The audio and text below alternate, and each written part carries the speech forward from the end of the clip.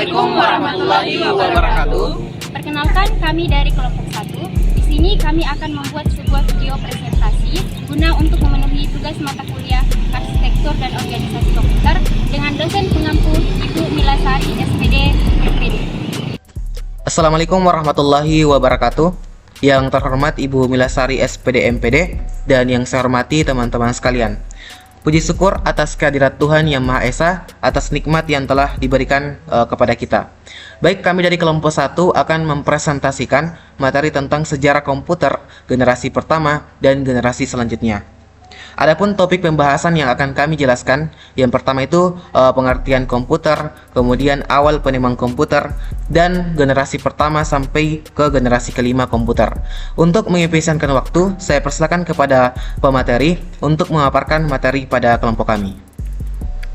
Baiklah, terima kasih kepada moderator telah memberikan kesempatan untuk saya memaparkan materi pertama, yaitu pengertian komputer. Komputer adalah perangkat elektronik yang digunakan untuk mengelola data sesuai dengan perintah yang telah dirumuskan. Awalnya istilah komputer merujuk pada orang yang melakukan perhitungan aritmatika, namun kini merujuk pada mesin yang melakukan berbagai tugas, termasuk yang tidak berhubungan dengan matematika. Komputer modern terdiri dari beberapa komponen yang bekerja bersama seperti layar monitor, CPU, keyboard, mouse, dan printer. Tujuannya adalah menghasilkan informasi berdasarkan program dan data yang tersedia, memudahkan berbagai aktivitas yang sebelumnya membutuhkan perhitungan manual. Baiklah, saya silakan kepada pemateri berikutnya. Baik, di sini saya akan melanjutkan materi dari pemateri sebelumnya. Baik, kita masuk ke awal penemuan komputer. Nah, sekitar tahun 30 setelah Pascal penemuan kalkulator otomatis, matematikawan Jerman bernama Gottfried Wilhelm Leibniz mengembangkan kalkulator sebelumnya dengan menambahkan sistem bilangan biner. Sistem tersebut membantu mesin untuk menangani perhitungan lebih mudah ketimbang sistem desimal. Leibniz juga menambahkan roda gigi untuk perhitungan perkalian dan pembagian. George Babel kemudian mengembangkan untuk matematika biner. Ilmuwan Inggris ini memakai sistem bilangan biner dan menemukan tipe baru pada matematika, yang kemudian dikenal dengan aljabar boolean dan logika boolean. Sementara itu, keberadaan komputer modern tidak lepas dari peran Charles Babbage. Sekian dari saya serahkan ke pemateri berikutnya. Di sini saya akan melanjutkan materi pada materi sebelumnya.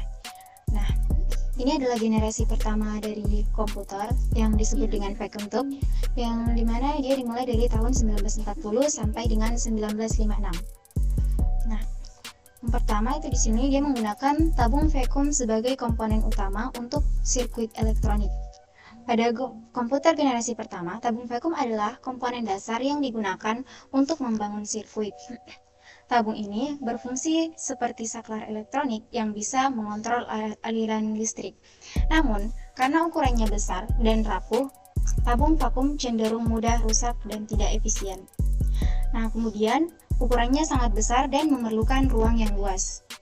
Nah, perlu kita ketahui, komputer pada masa ini sangat besar, bahkan ada yang mencapai ukuran satu ruangan penuh. Ukuran yang besar ini membuat komputer generasi pertama memerlukan ruang khusus untuk penempatan dan operasionalnya. Kemudian, konsumsi daya listrik tinggi dan menghasilkan panas yang besar. Nah, tabung vakum membutuhkan daya listrik yang besar untuk beroperasi. Hal ini membuat komputer generasi pertama boros energi. Selain itu, saat digunakan, tabung vakum menghasilkan banyak panas, sehingga diperlukan sistem pendingin tambahan untuk mencegah kerusakan akibat panas berlebihan.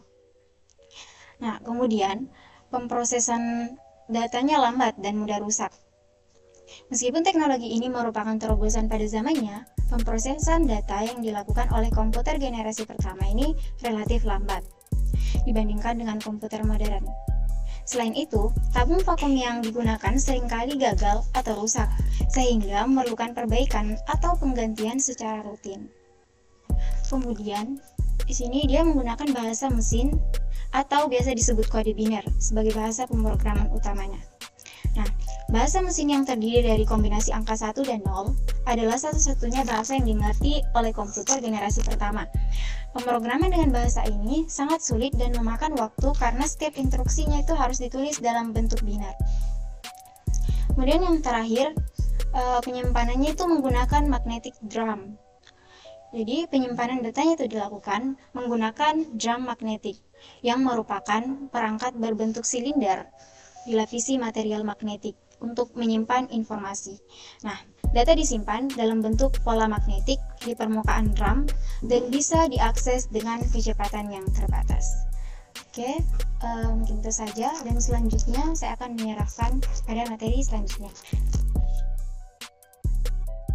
Baik, selanjutnya saya akan melanjutkan materi dari materi sebelumnya, yaitu generasi kedua pada tahun 1956 sampai 1963 atau yang biasa disebut transistor. Nah, di era ini memadai peralihan dari tabung vakum ke transistor yang membuat komputer lebih kecil, lebih cepat, dan lebih hemat energi.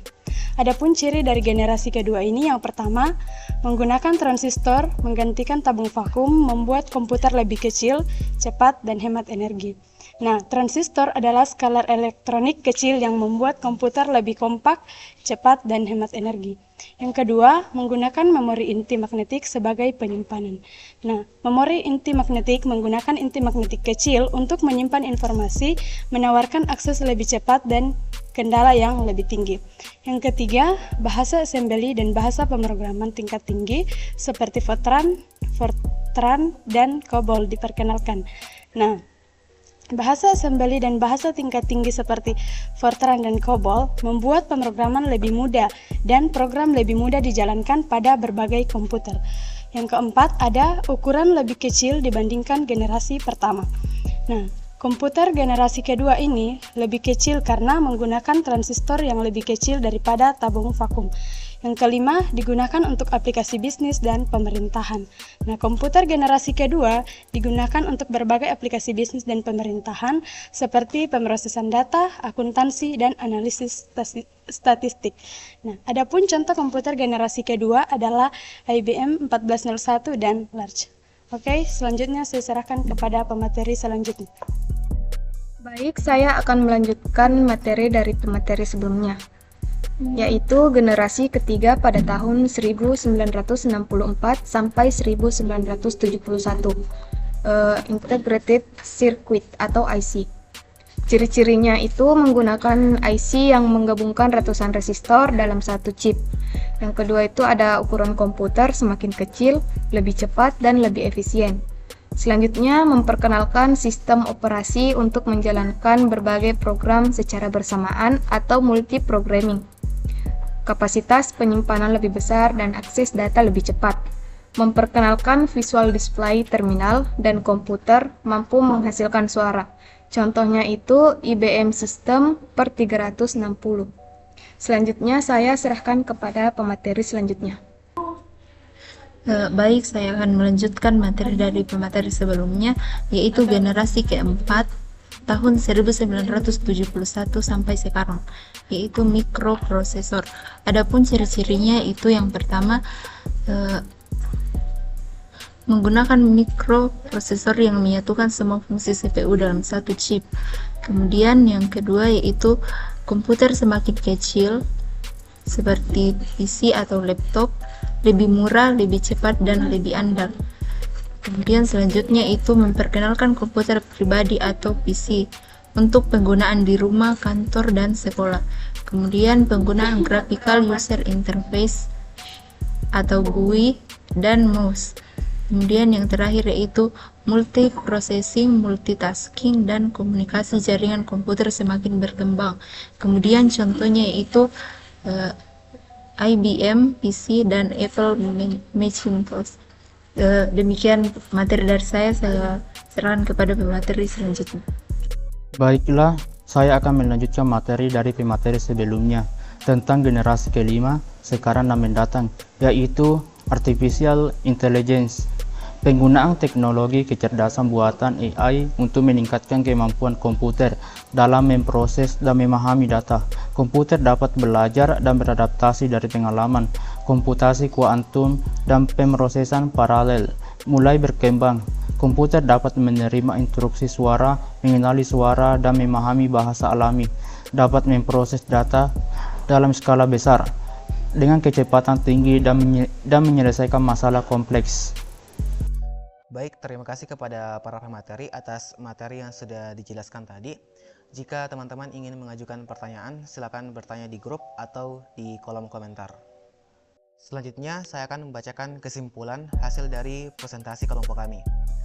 Perkembangan komputer dari generasi pertama hingga ke generasi kelima menunjukkan kemajuan teknologi yang signifikan dari perangkat yang besar, lambat, dan terbatas, hingga menjadi mesin yang kecil, cepat, dan cerdas dengan kemampuan kecerdasan buatan.